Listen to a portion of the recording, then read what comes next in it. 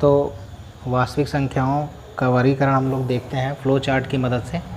ठीक, वास्तविक संख्याएं यही है जो रुजुरेखा पे है। इसका वर्गीकरण हम लोग परिमेय संख्याएं और अपरिमेय संख्याओं के रूप में कर सकते हैं।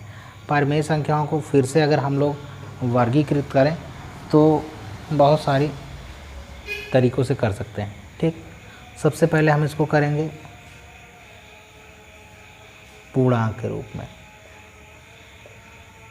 ठीक, पूर्णांक क्या होता है, हमने देखा था कि 0, 1, 2, 3, 4 इस तरीके से आगे, और इधर -1, -2, -3 एंड सो ऑन इस तरीके से। फिर इसमें से हम लोग यहाँ से फिर निकाल सकते हैं इसमें पूर्ण संख्याएं। पूर्ण संख्याएं 0, 1, 2, 3, 4 एंड सो ऑन इस तरीके से। और फिर इसको हम इस तरीके से लिख लेते हैं,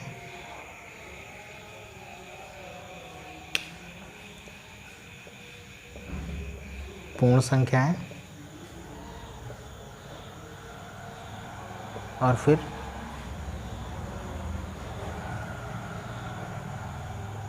जीरो, 1, 2, 3,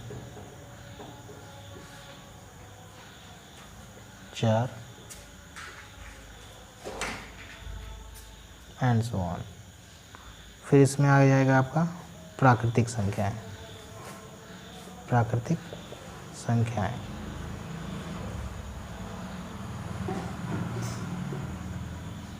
प्राकृतिक संख्या हम जानते हैं, हमारा 1 से स्टार्ट होता है। 1, 2, 3, 4, 5 एंड सो ऑन। ठीक, इसमें हम एक और वर्गीकरण देख सकते हैं पूर्णांक का।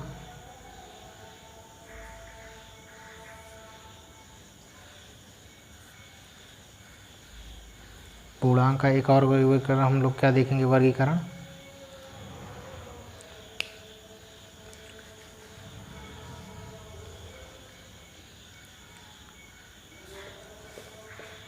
सम संख्याएं, दूसरा विषम संख्याएं।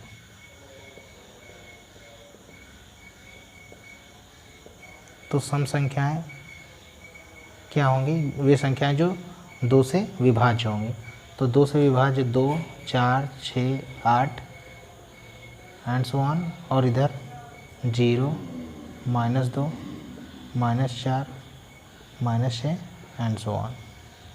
ठीक, और विषम संख्याएं वे संख्याएं हैं जो 2 से विभाज्य नहीं होंगी। ठीक, जैसे 1, 3, 5, 7 एंड सो ऑन। ठीक, पूर्णांक का एक ये बंटवारा हो गया। इसके आगे हम लोग और देख सकते हैं, थोड़ा सा आगे बढ़ते हैं। और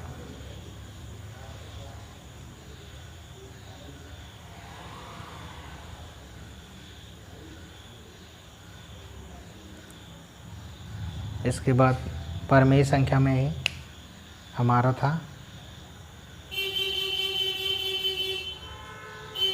भाज्य संख्याएं और अभाज्य संख्याएं।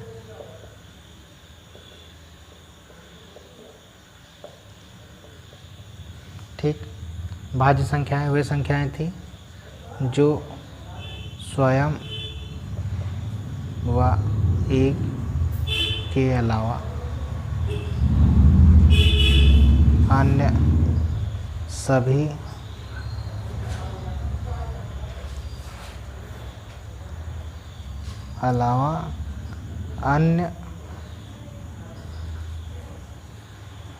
संख्याओं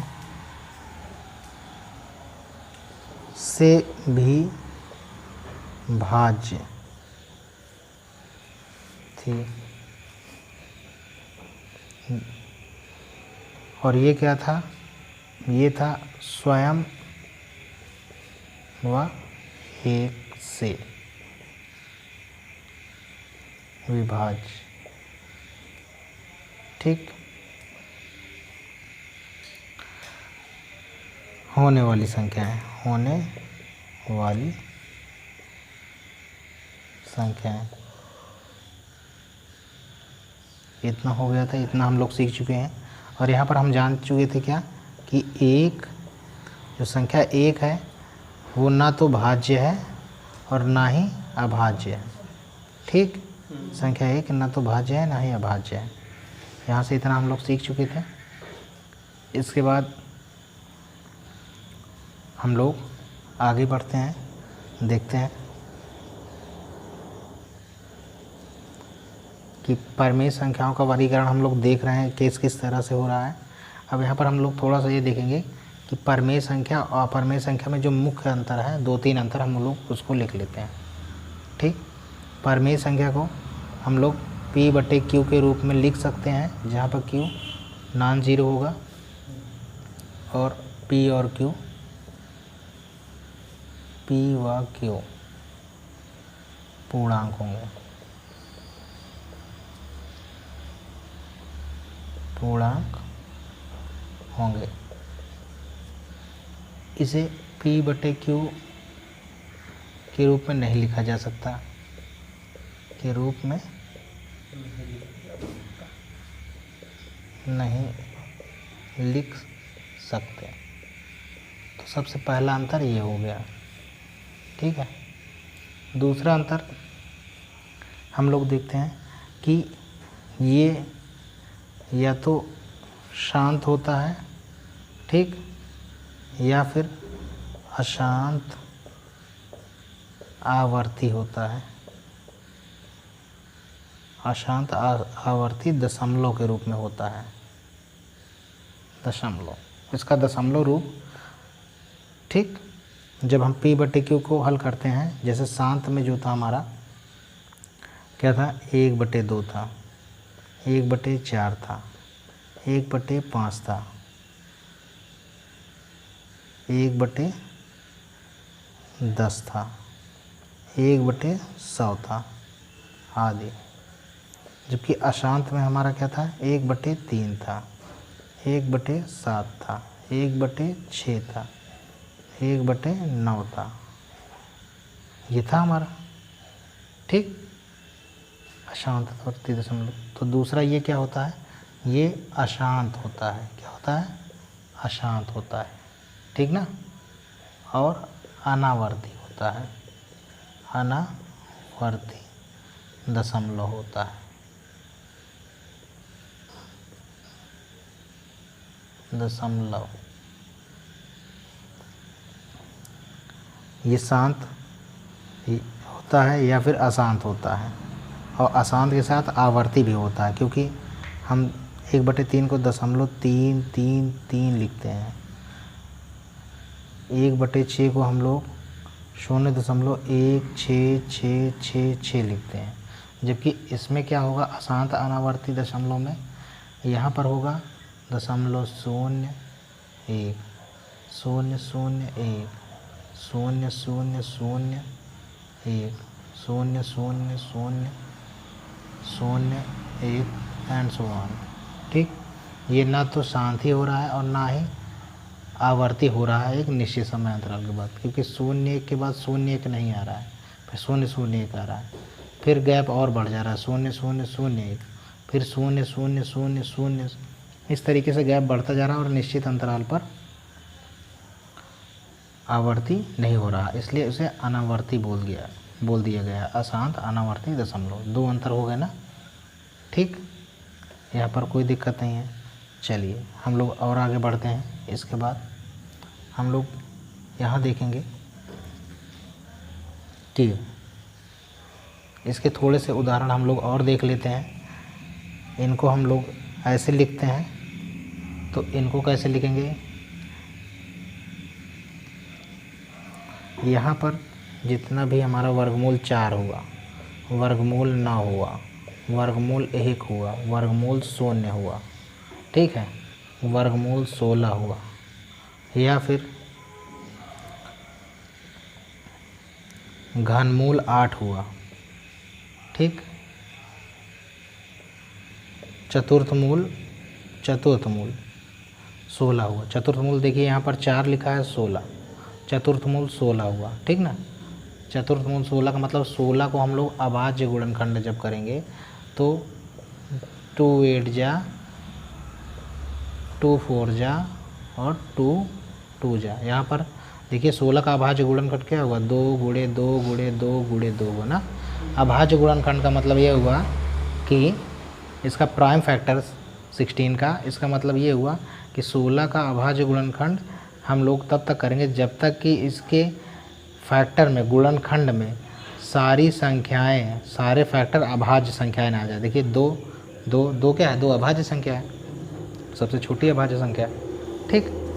तो यहाँ पर देखो ये चतुर्थ मूल लेना है तो 2 कितनी बार है, 4 बार है, ठीक। इसका चतुर्थ मूल हो जाएगा कितना, यहाँ पर लिखेंगे हम लोग क्या, 4 बार 2 गुणे 2 गुणे 2 गुणे 2।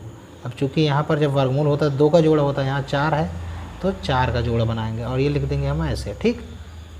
जब ये हो जाएगा 2 यानी 2/1, यानी ये हो क्या हो जाएगा P/Q, और Q नॉन जीरो, तो ये हमारा पुनः परिमेय संख्या प्राप्त हो जाएगा, ठीक। चलिए इससे आगे हम लोग बढ़ते हैं। हम जान गए हैं कि ये चतुर्थ मूल, ठीक है, इस तरीके से 22/7 आदि, ठीक।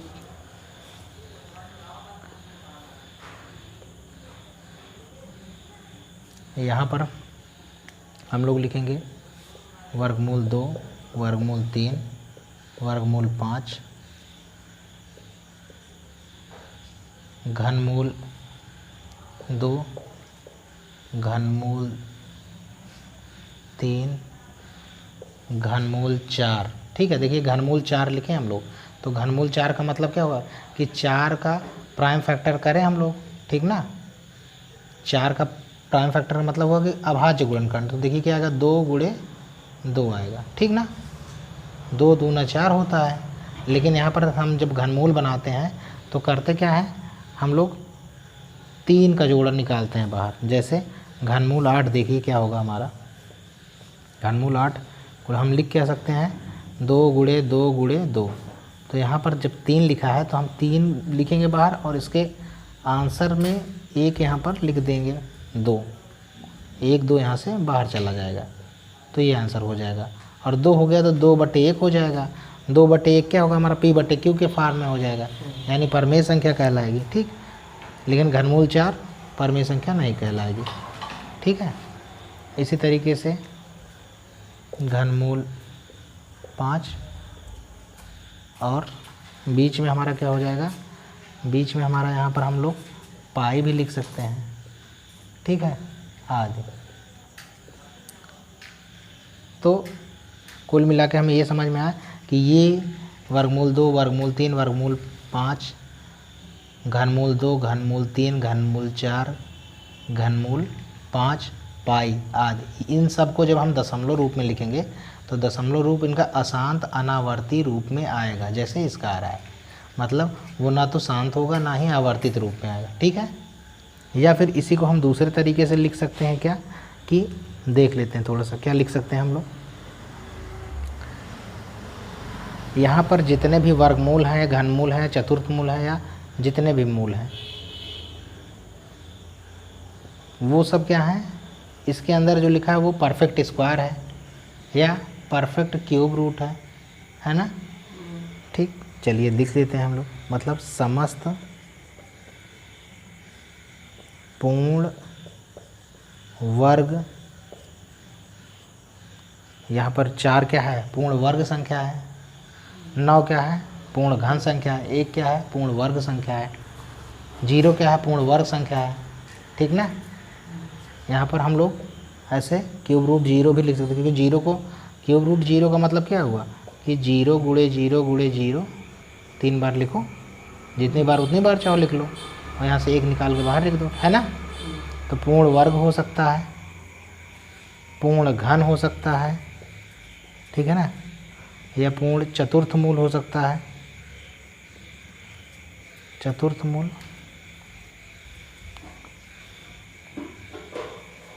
समस्त पूर्ण, इस तरह की मूल आदि तरह की संख्याएं, ठीक ना। ये सभी संख्याएं क्या होंगी, आपकी परमेय संख्याएं होंगी, ठीक। जबकि इनमें क्या है, ये पूर्ण नहीं है, ठीक ना। यहाँ पर हम लिख देंगे समस्त अपूर्ण वर्ग या घन या चतुर्थ मूल आदि तरह की संख्याएं, ठीक ना। इतना क्लियर हुआ ना, ठीक। चलिए, अगर इतना क्लियर हो गया तो हम लोग आगे बढ़ते हैं, ठीक है। हाँ, चलिए हम लोग आगे बढ़ते हैं। तो यहाँ से हमें ये समझ में आया कि ये जो 4-5 तरह की जो भिन्नताएं होती हैं परमेय संख्याएं और अपरमेय संख्याएं में, ठीक ना। अभी यहाँ से हमें अच्छा और क्या मिलेगा आगे चैप्टर सीखने को, जितने भी कॉम्पिटिटिव एग्ज़ाम्स होते हैं वहाँ पर। यहाँ से हमें ये समझ में आया कि यहाँ से हमें वर्ग, वर्गमूल यानी स्क्वायर, स्क्वायर रूट,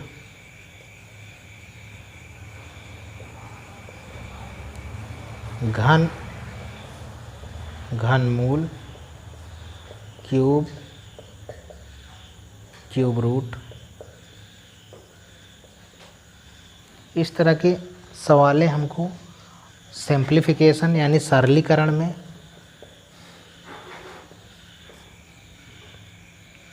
और उसी के साथ साथ कई सारे चैप्टर में सरलीकरण के साथ साथ जैसे और भी सारी चीज़ें हैं उनमें वर्गमूल और घनमूल को मिला के दिया जाएगा।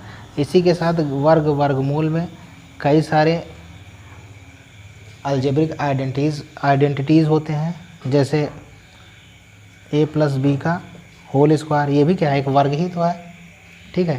तो इस तरह से कई सारी चीज़ें यहाँ पर हमें देखने को मिलेंगी, ठीक है, परमेय संख्या में। और थोड़ा सा और हम लोग यहाँ पर बता देते हैं क्या, कि परमेय संख्या में हमें और एक क्या चैप्टर मिल सकता है। परमेय संख्या में हमें जो पूर्ण संख्याएं हैं,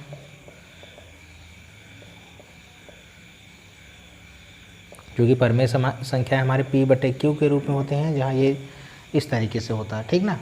और फिर हमने ये भी देखा है कि p/q जब 1/2 है यानी 0.5 आएगा। ये कैसा है, शांत टाइप का है ना, शांत परमेय संख्या है, ठीक। यानी ये दशमलव कैसा, शांत परमेय दशमलव के रूप में है, ठीक ना, ठीक। तो ये यहाँ से हमें दशमलव भी देखने को मिल रहा है, यहाँ से ये दशमलव के रूप में दिख रहा है, और ये जो हमें दिख रहा है ये भिन्न के रूप में दिख रहा है, ठीक ना। तो पूर्ण संख्याएं, दशमलव और भिन्न, इस तरह से हमें यहाँ से ये भी मिल जाएगा, ठीक। और अगर हम लोग अशांत परमेय संख्या की बात करें, अशांत परमेय संख्या, अशांत लेकिन आवर्ती हो, ठीक। जैसे हमारा क्या था, 1/3 था हमारा, ठीक ना, 0.333, इनसे भी होके सवाल हमें बन जाता है कभी कभी 0.3 का बार, ठीक है। जैसे जब हमें दिया होगा 0.3 का बार, वो बोल देगा कि हमें इस तरह लिखना है, ठीक है, मतलब दशमलव को भिन्न में बदलना है, ठीक। दशमलव को भिन्न में बदलिए या भिन्न से दशमलव में बदलिए, इस तरह के सवाल आते हैं।